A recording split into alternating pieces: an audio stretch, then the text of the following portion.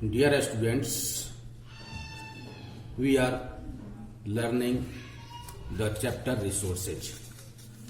In that chapter, we knew that types of resources. There are three categories. First are human resources, second are human-made resources, and third are human resources. We have already detailed about natural resources.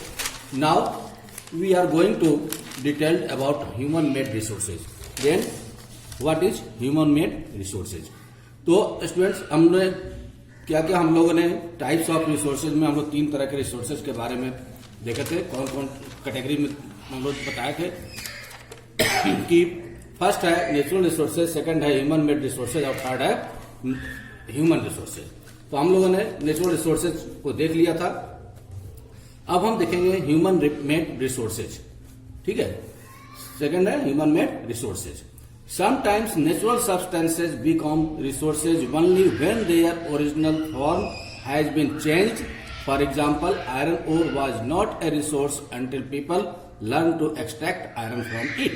तो हम देखते हैं कि nature में बहुत सारे natural substance पाए जाते हैं, बहुत सारे रिसोर्सेज पाए जाते हैं जो कि नेचुरल रिसोर्सेज होते हैं, बट उनको जब एक्सट्रैक्ट किया जाता है तब जाकर के वो हमारे लिए असल में रिसोर्सेज बनते हैं। जैसे कि हम मान लें कि आयरन का भंडार है, आयरन के खान है या लोहे का भंडार है, लेकिन वो तब तक रिसोर्सेज नहीं माना जाता है जब तक कि उस आयरन ओर को, आयरन के अयस्क को या लोहे के अयस्क को जब तक हम लोग बाहर न निकालें या उसको एक्सट्रैक्ट न करें, उसका दोहन न करें। जब हम उसको बाहर निकालते हैं, जब एक्सट्रैक्ट करते हैं, तो एक्सट्रैक्ट करने के बाद क्या करते हैं, हम उसको कोई थिंग्स बनाते हैं, कोई पर्टिकुलर शेप देते हैं।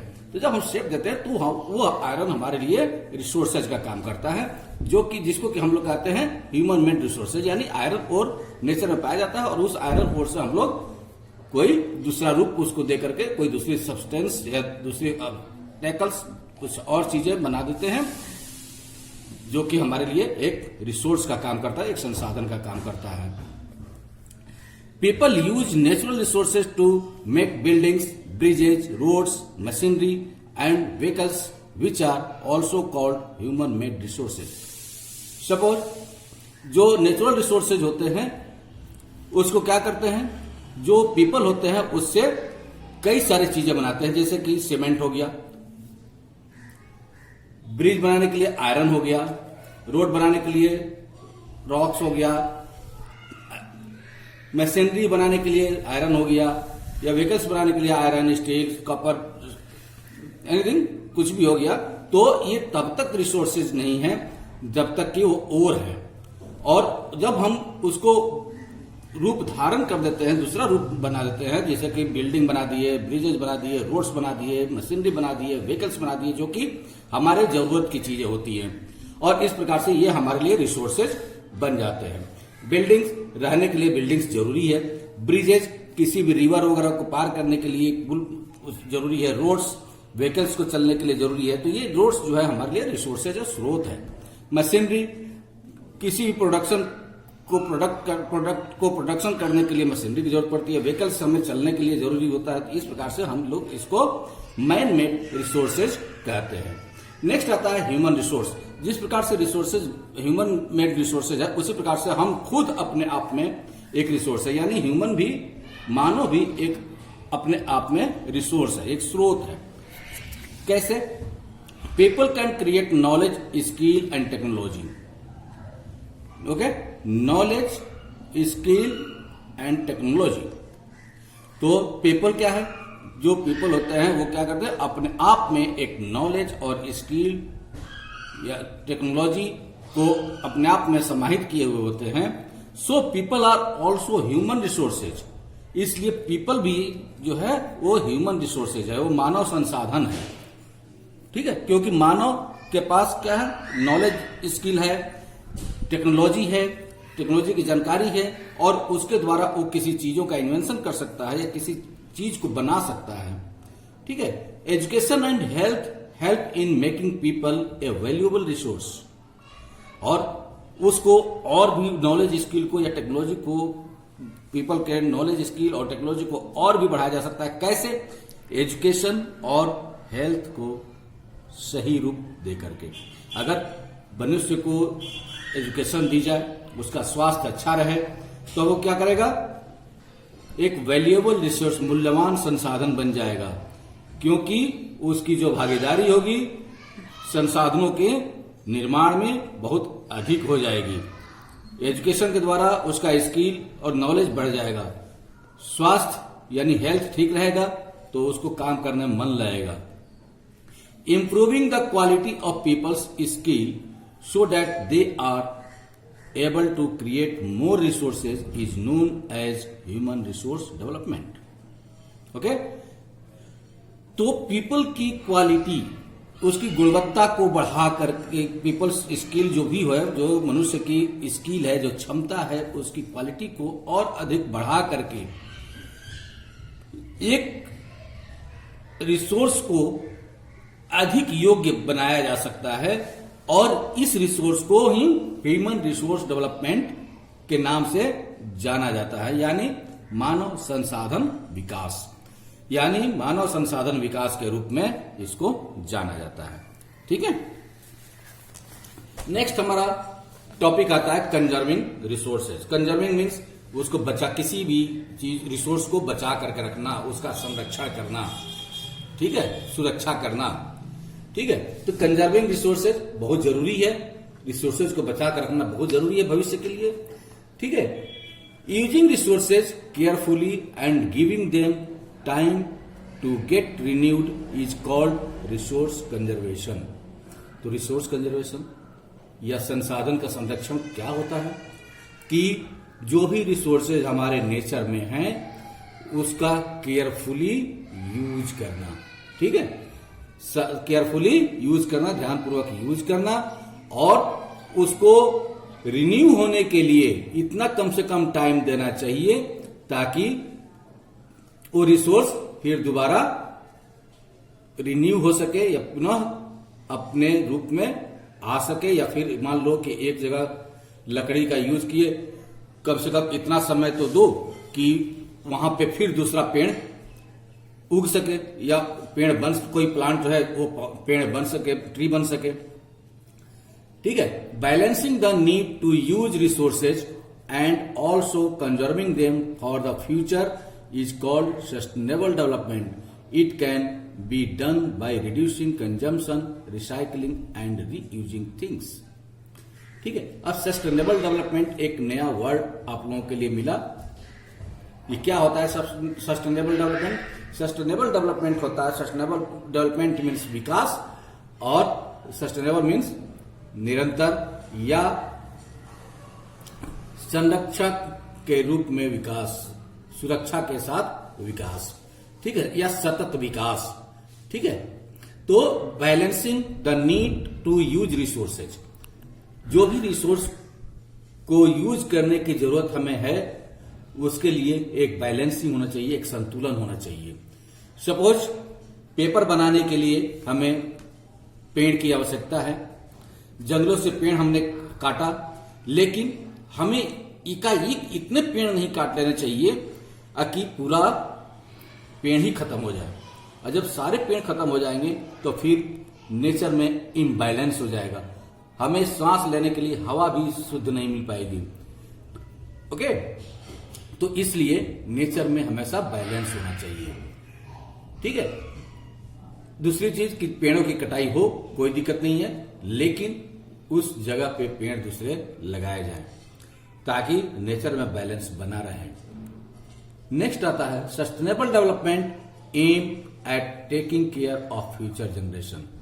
तो सस्टेनेबल डेवलपमेंट का एम क्या होता है, निरंतर विकास का या सतत विकास का एम क्या होता है, उद्देश्य क्या होता है कि जो आने वाली हमारी भविष्य की जनरेशंस है उनके लिए किसी संसाधन को या किसी रिसोर्सेज को बचा करके रखना। ठीक है ना, तो ये होता है सस्टेनेबल डेवलपमेंट, जो कि हम फ्यूचर जनरेशन के लिए बचा करके रखते हैं। नहीं तो अगर चाहें तो एक ही बार उसका दोहन न कर लें, लेकिन दोहन करेंगे तो हमारे कमिंग जनरेशन के लिए कुछ नहीं बचेगा। इसलिए जो भी हम यूज कर रहे हैं वो एक बैलेंस रूप में यूज करें। ठीक है, the future of our planet and its people is linked with our ability to maintain and preserve the life support system that nature provides us. It is our duty to ensure that all usage of renewable resources are sustainable. Diversity of life on earth is conserved and damage to natural environment is minimum. तो इसमें हम देखते हैं कि जो भी हमारे future planet है उसमें क्या है, जो भी लोग रहने वाले हैं उनमें एक योग्यता के अनुसार मेंटेनेंस होना चाहिए, मेंटेन होना चाहिए, और उनका जो मेंटेन हो वो उनकी एबिलिटी भी आपस में लिंक्ड होनी चाहिए।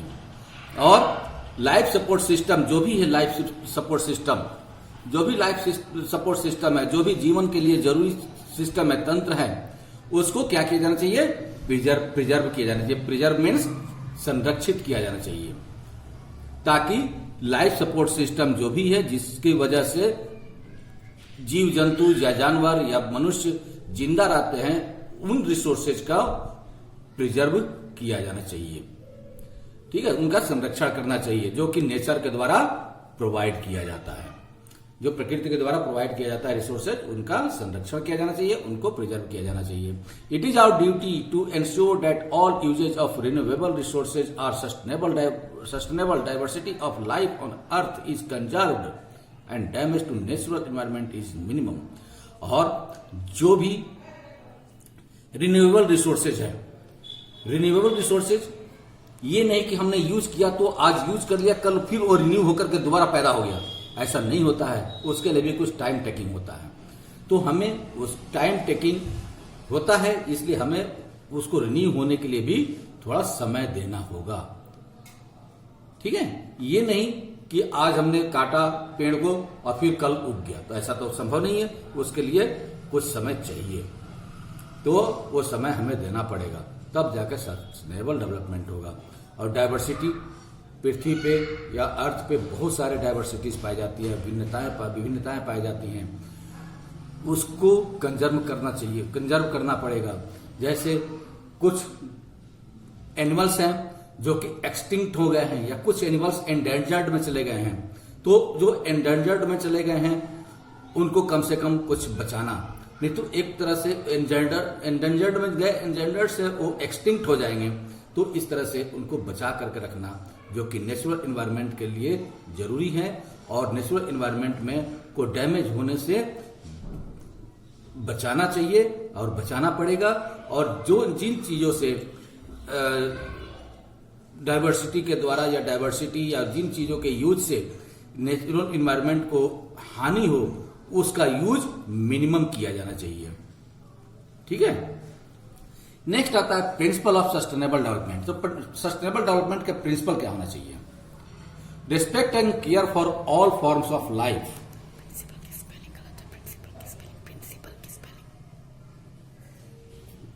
ठीक है, तो ये प्रिंसिपल ऊपर लिख देते हैं, प्रिंसिपल्स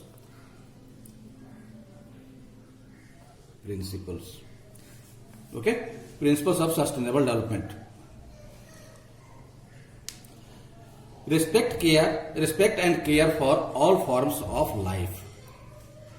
जितने भी जीवन से संबंधित फॉर्म्स हैं, जितने भी फॉर्म्स ऑफ लाइफ हैं, उन सबका आदर और सम्मान किया जाना चाहिए, उनकी केयर किए जानी चाहिए, उनका देखरेख किया जाना चाहिए। Improve the quality of human life. जो ह्यूमन लाइफ है, जीवन, मानविक जीवन है, उसकी क्वालिटी को भी में भी सुधार होना चाहिए। Conserve the earth Vitality and diversity. जो भी पृथ्वी पे डाइवर्सिटी और वाइटलिटी है, विभिन्नताएं हैं, उनका संरक्षण किया जाना चाहिए। Minimize the depletion of natural resources, change personal attitudes and practices towards environment. जो नेचुरल रिसोर्सेज है उनका डिप्लेशन को मिनिमाइज किया जाए। फिर जो पर्सनल एटीट्यूड्स है या प्रैक्टिसेज है, जो भी हमारी एटीट्यूड्स है, हमारी विपरीतियां हैं या हमारी प्रैक्टिसेज है जो हम बार बार करते आ रहे हैं, उसमें कुछ चेंजेस आना चाहिए किसके प्रति? एनवायरमेंट के प्रति, towards environment. Enable communities to care for their own environment, और जो हमारा एनवायरमेंट है, ओन एनवायरमेंट है, उसके केयर के लिए एक एनेबल कम्युनिटीज भी होना चाहिए, और सभी लोग एक कम्युनिटीज के रूप में मिल करके अपने एनवायरमेंट की सुरक्षा और देखभाल सभी को करना चाहिए। तो ये हमारा रहा चैप्टर रिसोर्सेज, यहां समाप्त होता है। इसे एक बार आप रिवीजन कर लेंगे, ठीक है? Okay, thank you.